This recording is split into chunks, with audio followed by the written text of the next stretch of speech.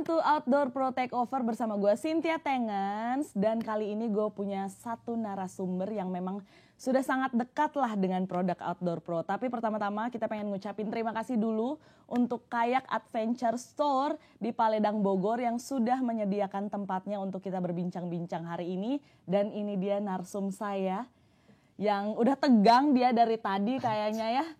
Kita perkenalkan dulu Ranger Deden. Apa kabar? Baik, Kang Deden? Sehat? Kakak Cynthia sehat. Alhamdulillah. Alhamdulillah. Mungkin Ranger Deden bisa kenalin dulu nggak ke teman-teman di rumah. Ranger Deden ini berkegiatannya dalam bidang apa sih? Terus sekarang lagi sibuk ngapain?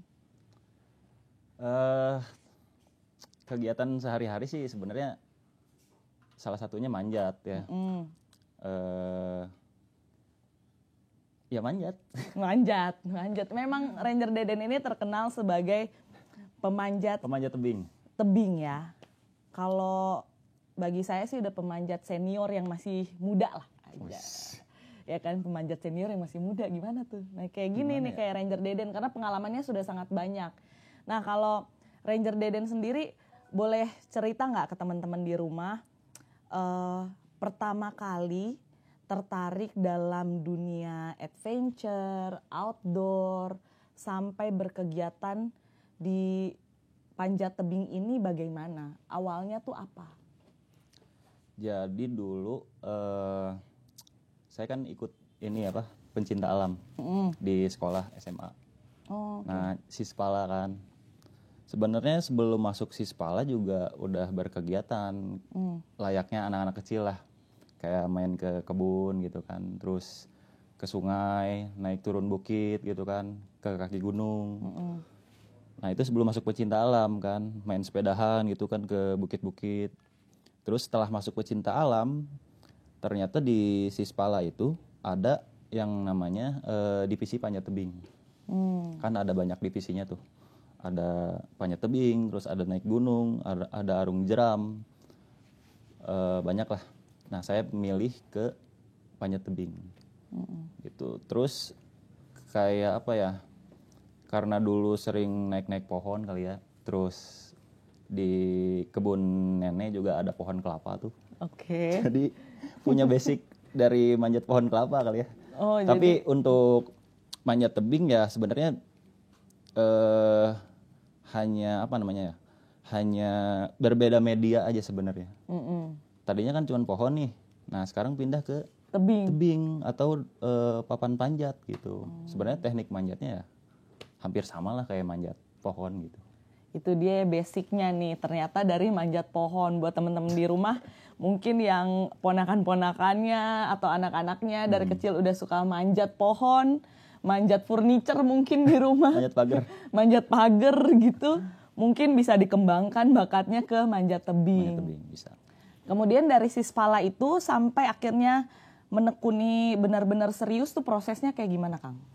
Nah, setelah pendidikan ikut Sispala itu saya ketemu sama senior-senior yang dia atlet panjat tebing. Untuk kompetisi juga ada, terus yang buat petualangan juga ada. Jadi saya diajak dulu ke tebing langsung.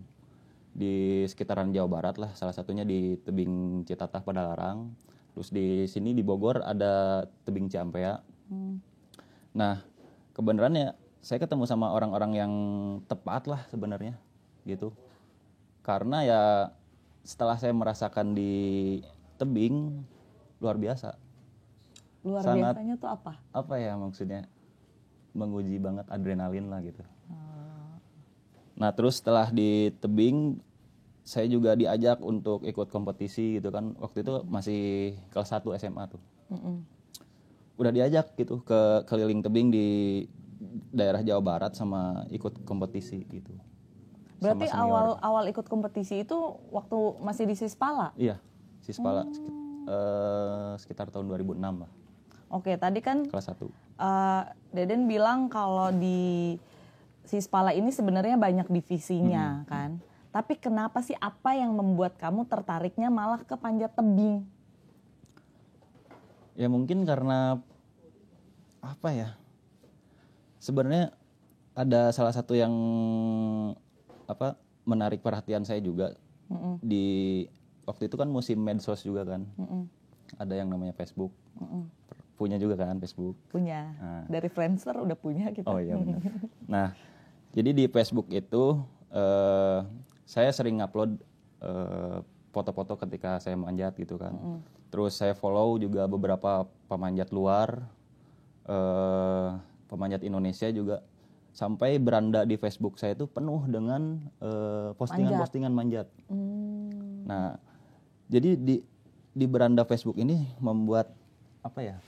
Kayak terinspirasi gitu. Ternyata tebing tuh banyak di Indonesia tuh, ada yang di laut, ada yang di atas gunung gitu kan, terus ada yang di tengah hutan. Nah dari foto-foto itu malah saya ternyata belum apa-apa, baru keliling Jawa Barat nih. Pada saat ngelihat postingan-postingan di beranda, banyak banget. Dari situlah mulai tertarik banget. Berarti Ya follow sama pemanjat-pemanjat senior yang ada di Indonesia gitu. Berarti sensasinya ketika melihat itu beda-beda ya, Beda-beda. sensasi tebing kan beda-beda jenis. Nah kalau menurut Deden sendiri, yang paling menantang nih dari olahraga panjat tebing itu apa? Skillnya kah, tebingnya kah, mentalnya kah, biayanya kah, atau apa yang paling menantang? Yang paling menantang, ya tadi kan udah disebutin tuh kan, ada yang tebing-tebing yang di gunung, terus ada yang di laut. Nah, waktu itu belum pernah merasakan kan. Nah, karena pengen merasakan sensasinya, makanya saya cukup konsisten lah ya, maksudnya di olahraga petualangannya. Karena pengen mencoba merasakan sensasi. Ternyata pada saat keluar dari Sispala gitu ya, maksudnya lulus dari SMA, saya mulai berkeliaran. Teman-teman yang di medsos saya chat satu persatu, terus teman-teman yang di kompetisi juga saya tanya rumahnya di mana gitu kan. Di tempat kamu ada tebing nggak? Ada katanya. Terus saya main ke tempatnya dia, datang ke tebing yang di dekat rumahnya gitu. Jadi memberanikan diri ya untuk mencoba hal-hal Iya. tebing-tebing yang baru. Iya. Oke. Gitu. Terus ya sampai sekarang alhamdulillah udah pernah nyoba tuh kayak manjat di tengah laut gitu kan, terus manjat di atas gunung di tengah hutan, beda-beda rasanya. Yang paling sulit apa? Yang paling sulit sebenarnya kalau yang di gunung ya, di atas gunung itu ada tantangannya, kita harus menghadapi cuaca dingin gitu kan. Terus kalau misalkan di tebing Kartens kan ketinggiannya 4.000 tuh si tebingnya. Iya, dingin. Dingin kan, terus kita harus pakai perlengkapan yang apa namanya mumpuni gitu, terus peralatannya juga beda gitu. Sarung tangan lagi manjatnya ya. Beda dengan manjat tebing di pinggir laut gitu. Tantangannya banyak sebenarnya. Oke, Dan boleh cerita sedikit nggak ke teman-teman di rumah tentang ekspedisi 1000 jalur panjat tebing Indonesia ini apa sih sebenarnya? Tahu dari mana itu? Ini tahu dari skrip yang ada di sini nih, pemirsa ya, udah ada skripnya. Pengalaman 1000 jalur. Iya. Jadi saya berkunjung ke markas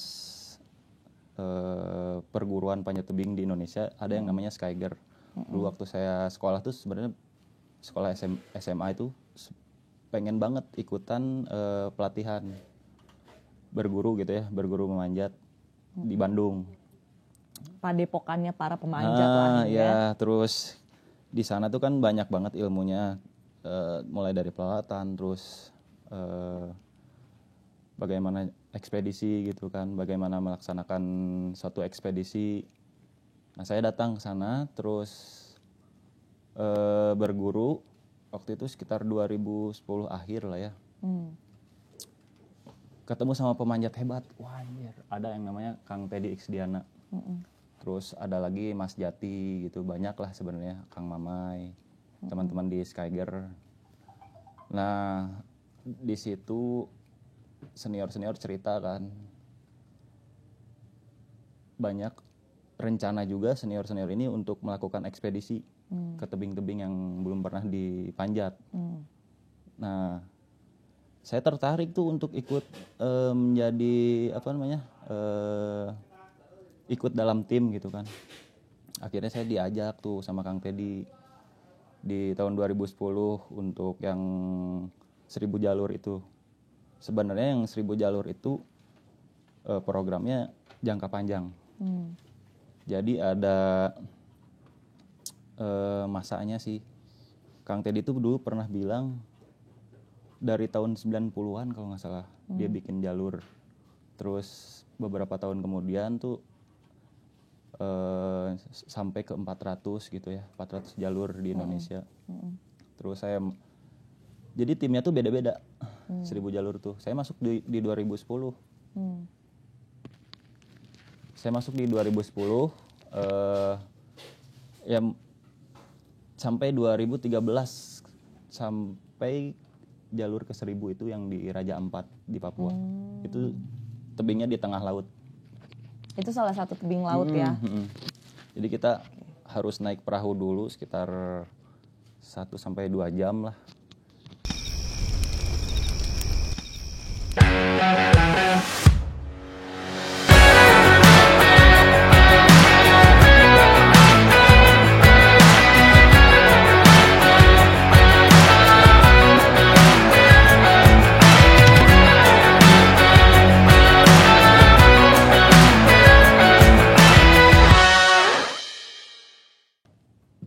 Sampai di Raja Ampat terus. Nah, di Raja Ampat 2013 tuh saya dapat kayak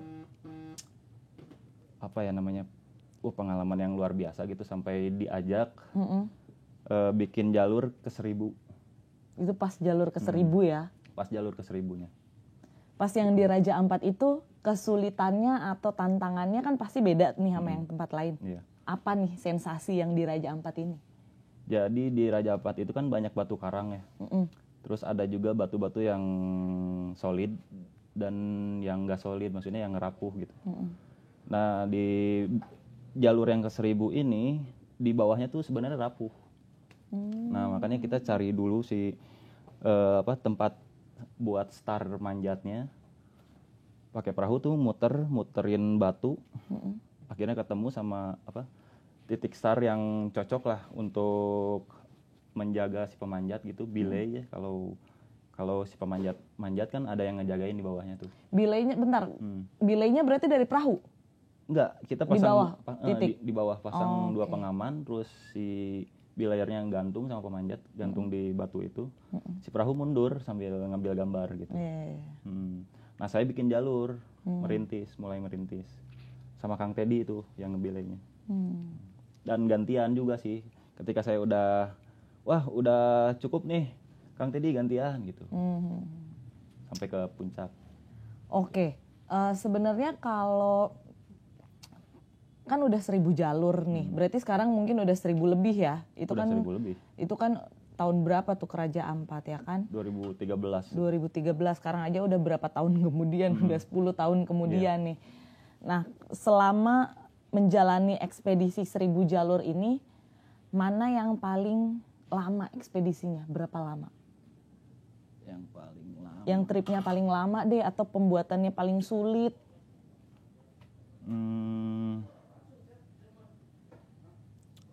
Di mana ya?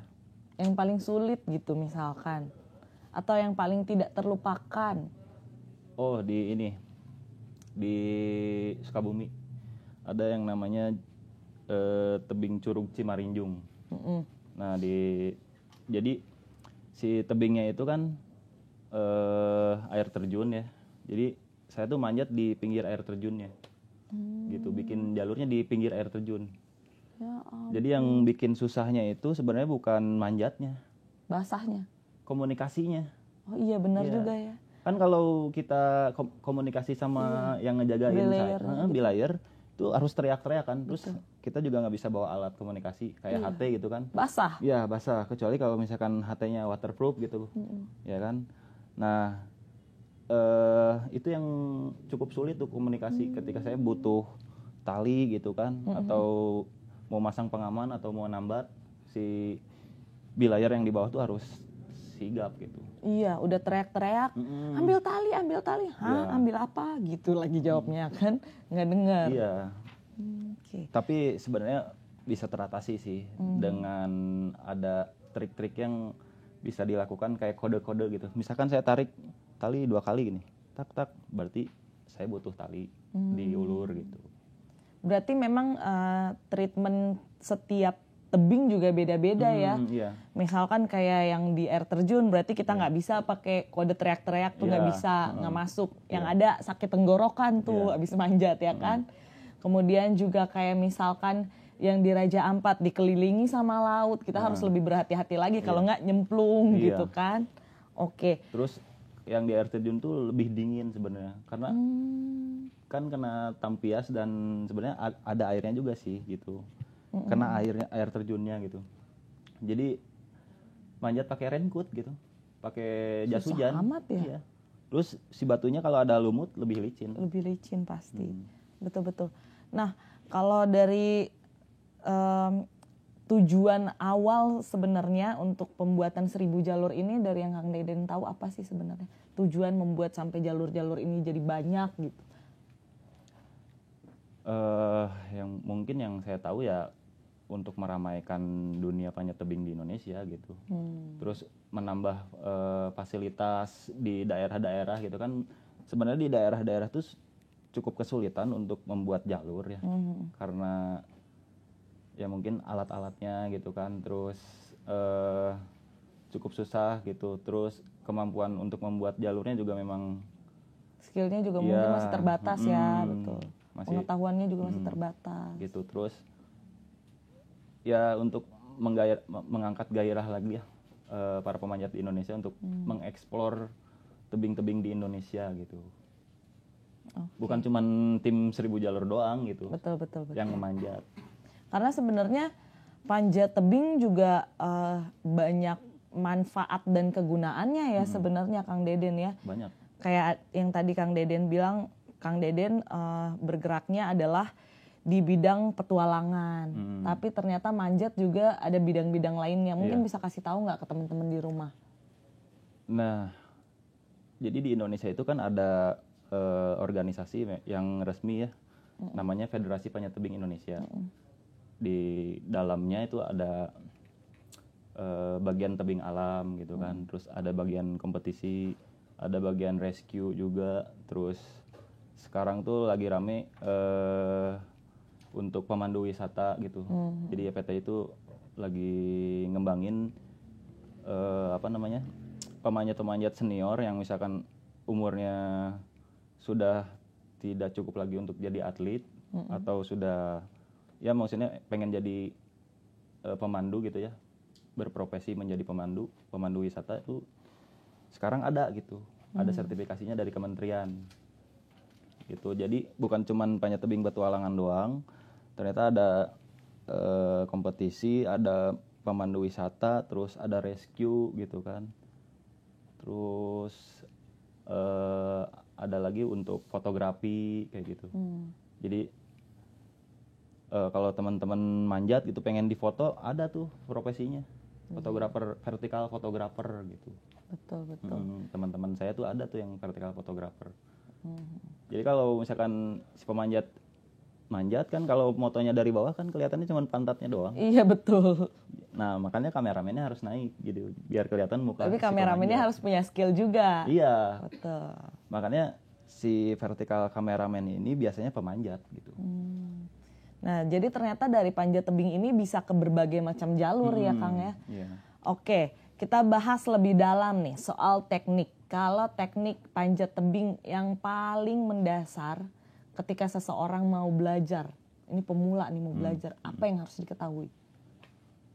Nah, kayak manjat pohon atau manjat tangga nih, anak tangga misalkan tangga dari bambu gitu kan, itu kan kita naikin kaki sama naikin tangan kan, nah satu persatu. Nah sebenarnya dipindahin medianya ke tebing atau ke wall climbing. Itu tekniknya namanya 3 point contact. Gitu. 3 bertumpu, 1 mencari kayak naik tangga. Oh Ya iya, kan? 3 bertumpu, 1 1 mencari. mencari, ya kan? Oh lanjut lagi 3 bertumpu, 1 lagi mencari. Iya, Oh begitu. 3 point apa tadi? 3 point contact. Oh 3 point contact gitu guys. Jadi buat para pemula yang bingung gitu kan, gimana sih cara manjat? Sebenarnya simple aja, sederhana, mirip-mirip kayak naik tangga lah gitu. Tapi bedanya yang kita pegang tuh batu gitu, dan batunya juga nggak seenak, misalkan nggak seenak tangga gitu kan. Benar-benar. Nggak Pegangannya seenak, banyak.